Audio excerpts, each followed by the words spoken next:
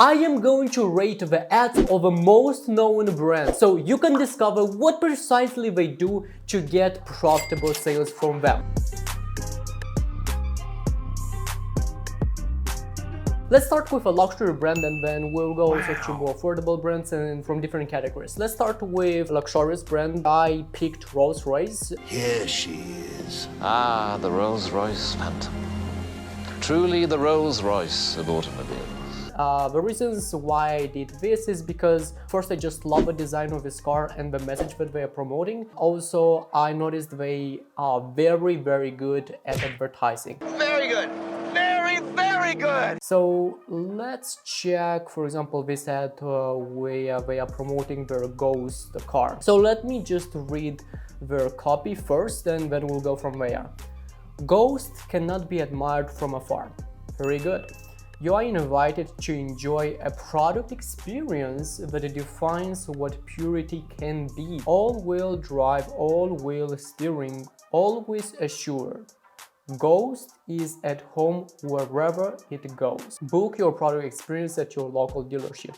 Ghost, exceptional in every mode. First, what I see is that they are following a particular framework, a proven one actually I would say. It essentially goes in this way. You start with a hook, you tell a little bit about your product, a little bit of the benefits and features, and then you end up with a call to action. Also at the end they added kind of like a slogan, something associated to just this particular model, which I really love. When we read this copy, first thing first that we see is a much more sophisticated language, is a more refined language. Why? Because they know that their customers, their ideal avatar, are some more educated people. In where to speak to them and make them feel understood is by having this more modern, more refined language. Of course, this doesn't apply to every brand. Like if you're selling something more affordable, this kind of language actually will confuse your customer. What the hell is this shit about? And will repel them. So you have to be very careful about who you serve to. So then based off of that, you create your message in terms of refinement and how sophisticated it sounds. One more thing that I want to share with you with this either spoken or written language is when you choose a sophisticated language, you could also increase the perceived or the interpreted value of your product. This is kind of like the best lesson that I've learned in marketing, is that it doesn't matter the intrinsic value of your product. What matters more is what your customers, more particularly your ideal customers, interpret about your product. If they perceive that your product can help them or reach your lifestyle just through your spoken words, your ability to articulate what value brings your product to the table, that's what is vital and that's what matters. Oh, I see now. Also, if you pay attention to the call to action, this is by far the easiest takeaway that you could learn from this ad is they don't use a sales-driven call to action because this is not how you address an affluent buyer. Instead, they use something more refined, something that says in the line of book your product experience at your local dealership. Professional. They are positioning their brand, their product in such a way, just for these words, that hey, you first have to book a call with us, and then maybe, and only maybe, through this conversation, we'll see if you qualify to buy our car. Maybe not, and in that case, you actually don't really get their car. Something that actually creates this scarcity mindset, something that appears in our mind only when we feel that it's much harder to get something that we really crave for. Next brand that I want to review their ads is McDonald's. To McDonald's, Steve. Now let's go into more something affordable, more something that people use on a daily basis. When we go to their ads library, first thing first we see that they're running lots of ads, which this tells us the power of running ads. Let's check this one. Get a frozen Coke or another ice cold drink from McDonald's for just $1.79. Just comparing to the first brand that we just looked at, Rolls-Royce, we can notice the message and the colors and the way they speak is completely different. When we looked at Rolls-Royce, they were more subtle when it comes to purchasing and more like, hey, we push you away and we don't really want you to kind of like purchase. It's kind of like feels, but here they are much more sales driven. All they are trying is just to sell you and sell as much as possible to you. Sell, sell, sell, sell, sell, sell, sell. And we could see that just through these words that they're using, right? And we could see that their audience that they talk to are more like people who are very busy and they don't really have time to cook and they want something fast and cheap. If let's say with Rolls-Royce they talk more to affluent buyers, here McDonald's is speaking more to masses and to more people who can afford everything that they sell. And we could see that for just this message, for just $1.79. You'll never ever see luxurious, elegant brand saying something like for just whatever price that they're selling. So that's one big takeaway. I would recommend writing that down. I love very much this kind of video. It's very organic.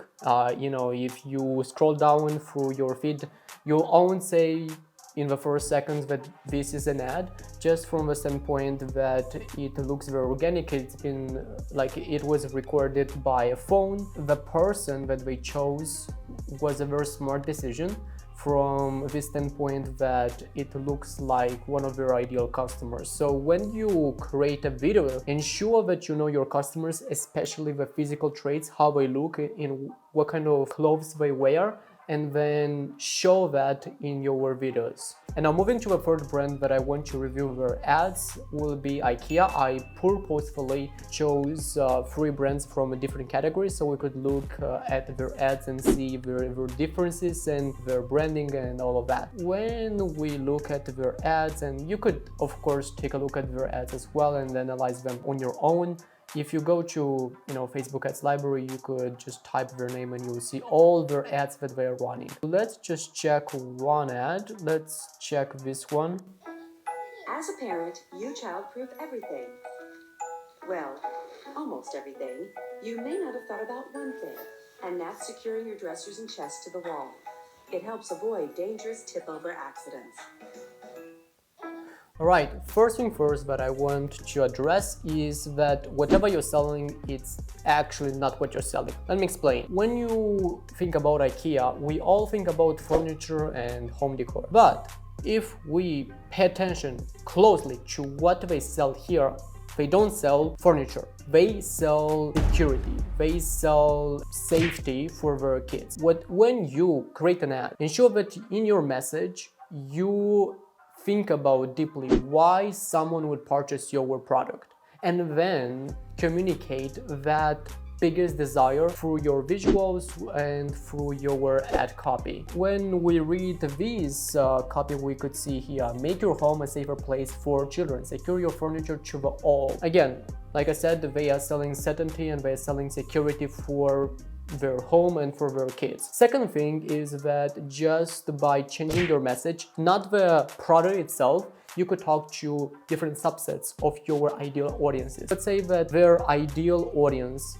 overall would be families, right? Families who just bought a new house. Okay, cool. But let's say that you want to talk to a different audience, but you don't want to change your product. That's fine, and actually that's really good. That's really good. So what you could do instead, without changing the product at all, is just changing your message. Show me how it works.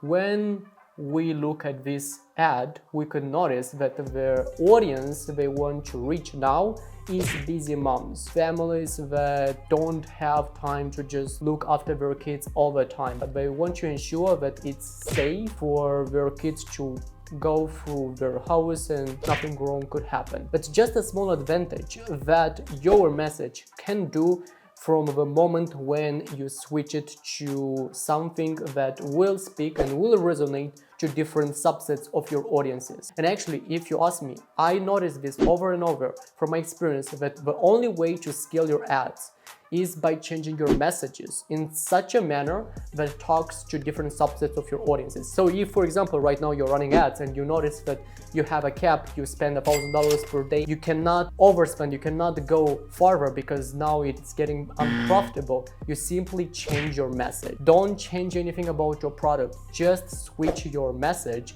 in a manner that talks now to another subset of your audience and see how that will improve and skyrocket your results. Really? Really? Another truth is that we live in a world where the attention, the content, the visuals, the message are the king. To get that attention, you always have to come up with new ads and new creatives and new messages consistently, which can take hours of researching. And I want to eliminate this from your list because I feel you and I've been in your shoes. Click below and get my 21 ad creative ideas cheat sheet so you could stay innovative all of the time.